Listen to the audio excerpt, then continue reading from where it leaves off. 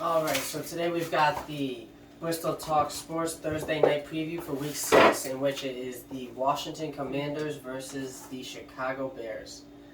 All right. In this game, it's going to be two quarterbacks that really haven't done too much with their teams. I've seen Carson Wentz make some deep passes, and Justin Fields hasn't really looked like he could throw the ball much, although Chicago was competitive last week.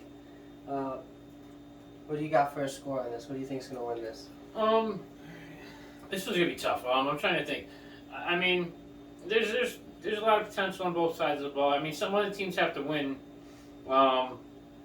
They're kind of they're both kind of underdog teams here. You know, you got two underdogs fighting each other out. It's hard for me to see a really high score in this game. At the same time, there are weapons. You know, you got the rookie Brown in Washington. You have McLaren over there. These guys are both capable of having great games. Antonio Gibson's been far underperforming to start the year for Washington. He hasn't looked good at all. Yep. Him and McKissick, even McKissick's more receiving back, and he comes out to do his job, but on the plays he's expected to run, he's just really not producing on the ground either.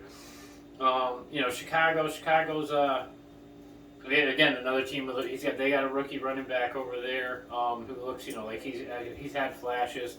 Khalif Overt's not a rookie. Is he? No, he's not. Oh, see, I thought he was a rookie. See, that's how fucking off I am with him. I hadn't heard of him before the season. Yeah, really? You haven't heard of him? No, I thought he was a rookie over there. No. I just know he was a backup. I thought he was a rookie, But Chicago's ground game with Montgomery and Herbert looked pretty good. That's why I've got Chicago winning 17-16. Even though Chicago isn't the best team, Carson Wentz always finds a way to lose these games, and he's made a few big plays this season. He had two of them last week where he hit De'Ami Brown twice. I don't know if you saw. McLaren's had some highlight plays too. There are amazing plays too. De'Ami Brown had his breakout game of his career so far. Yeah. Last week he had 3 catches for 111 yards and 2 touchdowns, and 2 of them were bombs. One of them was 75 yards, in which he caught the ball over the wrong shoulder and ran it in.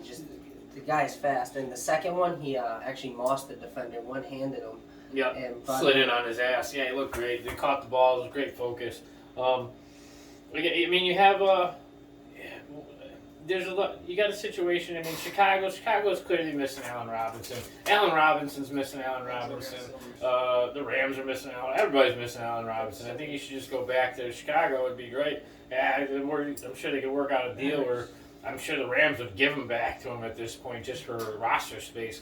But. Yeah, for real. Yeah, maybe they can exchange like a new dryer. Yeah, no, maybe there's like a 6-week clause. Like if we don't need him by the trade deadline, we can give him back. Like I think something work something in next time. But Chicago's gonna, they're a young team. They're coming around.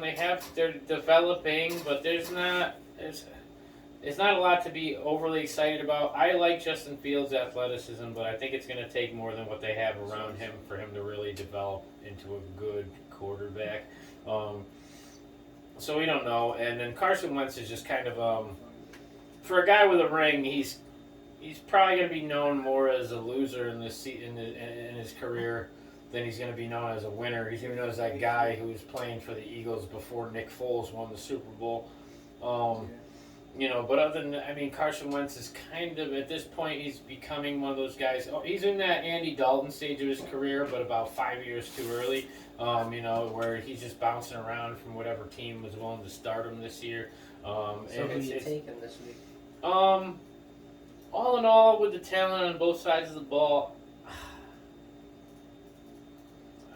Washington, Chicago. Let me say, I'm gonna go with Washington. I'm gonna give this one to Washington. They got, maybe that just because that division's tough. Maybe the division makes them tough. Hopefully the division itself will toughen the team up. I'm gonna take Washington on this one. I'm gonna say Washington. I'm gonna give them. You say 20-17, Washington. As much as Chicago doesn't strike me as a team that's there, I got it figured out. Darnell Mooney's starting to make a few plays. Justin Field is keeping this team. Every game they've played in, they've been relatively competitive. Chicago's not a team that's rolling over easy. They're not going to win too many games, but they're a better team than I plant Washington as. Washington's found a way to go to 1-4. Carson Wentz hasn't shown me anything special in this new system. It's been a long time since he's looked It's like a tough Carson. division, man. The fucking rest of that division's only got 2 losses. After he tore his ACL, he never got back to looking like the all-pro Carson Wentz. Yeah, he stubbed his vagina towards the end of the season that year, and then Nick Foles picked up the ball and ran him to the. Washington's defense has Yeah. been injured. They're not playing with a full staff. No, it's a shame because Chase Young. It's crazy when somebody that young has such an impact on the defense. Chase Young is incredible, and for him to not be there and sealing down that edge and putting that pressure on defense on these quarterbacks, it makes such a difference. Chicago will be able to ride the ground game in defense and be able to win this game. Washington, for this season, I think they're kind of losing out. Not losing out, but they're going to lose a lot of games, and they're just going to go draft a quarterback. They're going to try and restart here. It's supposed to be a heavy quarterback draft. I know Bryce Young out of Alabama is supposed to be entering the draft. So we'll see where Washington goes. I highly see them drafting a quarterback, and Wentz might end up being like Baker Mayfield as a career backup. Again, yeah, Andy Dalton's gonna bounce around to whatever team will start him, but it's who knows? Maybe you'll see him in Carolina. No, Carolina. Who knows? Maybe you'll see him in Carolina. I might want to see what Matt Corral's got. See But if that- he's back that from division- injury yet. That division's tough to beat. You got to understand, dude. We're going into week 6, and outside of Washington, that entire rest of the division only has 2 losses. 2 losses. 2 losses. 4-1, 4-1, 5-0. You have the undefeated Philadelphia Eagles. You have the 4-1 Dallas Cowboys. You have the 4-1 New York Giants, who are very serious about playing football this year. So I don't know if Washington, I maybe squeak it out and it has more to do with the, I don't know, but we'll see how it plays A lot of out. credit to new Giants head coach Brian Daboll, and a lot of credit to their defensive coordinator Martingale. Martingale. Yeah. Martin, He used to be the Baltimore Yeah. Ravens defensive Yeah. coordinator. He's got them playing good defense, and Brian Daboll's being creative enough to put up enough points in every single game to win these games. This is the first game where they've come up, or we're not really supposed to talk about the Giants here. Yeah, I know. We're not talking about, but we're talking about football. The fact of the matter is, the Giants are one of those teams that are impressive, so they're worth talking about right now. The Giants are playing confident football I guess for the the first reason- time in a long time. I guess the so. reason we're talking about the Giants, Cowboys, and Eagles is because Washington's got a really hard division to Yeah, look well, into. it's a tough division. Washington's in a really tough division, and they really, if they're gonna even have a chance at anything in that division, they have to start winning now. It's not So gonna happen. I understand it's not gonna happen, but at the same time, you still gotta play the ifs and maybes. And the fact of the matter is, if they want to win, then they need to maybe start thinking about winning right now. Plus, there might be some available options out there. Trade deadline's coming up in a couple weeks, so there's still some moves that can be made. Looking at Washington in their division, I'm interested what you think and what our viewers think. Of which team do you think will be the worst record in the NFL out of these 3 teams? The Houston Texans, the Washington Commanders, or the Carolina Panthers? Or whoever else you want to add as your own Las option, Vegas. but I think it's going to come down to those 3 teams. Vegas is 1-4, guy. But I can't see Vegas being the worst team in the league. That won't happen. They'll win at least 5-6 games. That's a floor for them. They're going to pull out some wins.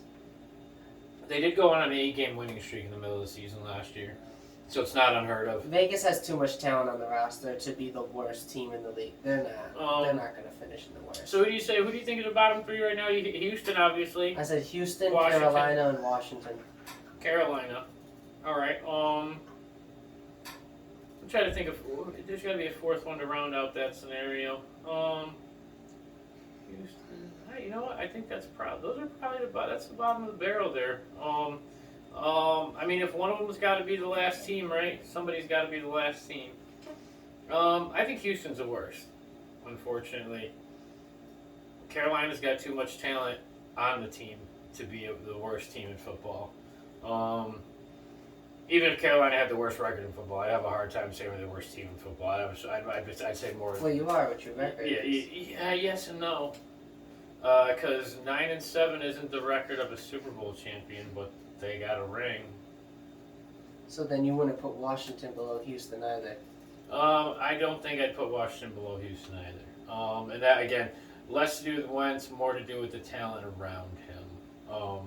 I think Wentz isn't a very good. I think Washington with a different team might be in a different situation. And, I mean, with a different quarterback, they got again good young talent. McLaren's good. This Brown kid looks like he can catch the ball. He looks like he's worth the pick. With that, if they can balance the running game out with Gibson over there, they have they don't have a bad team. It's just I tell people. I look at the NFL. I look at the team like a body, and the quarterback's the head, and your receivers and your running backs, your arms and legs, and your core is your defensive, your offensive line. Whether it's your front or your back, and you can make do. You can win a fight with a bum, bum arm. You can win a fight. You can run a race with a bum leg, but you can't do either of those things with a bum head. And the problem is they got a bum head. You get a bum head, dude. The quarterback's fucking dog shit over there. And without that, the team's not going to move forward.